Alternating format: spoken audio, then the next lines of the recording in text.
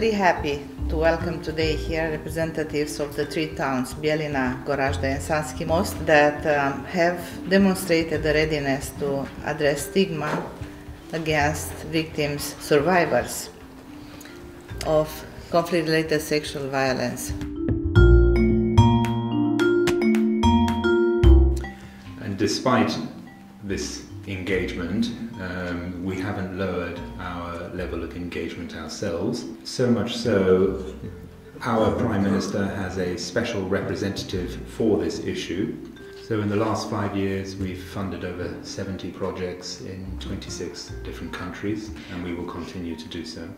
Projects that are only possible as a result of you who know what is actually needed in your own country.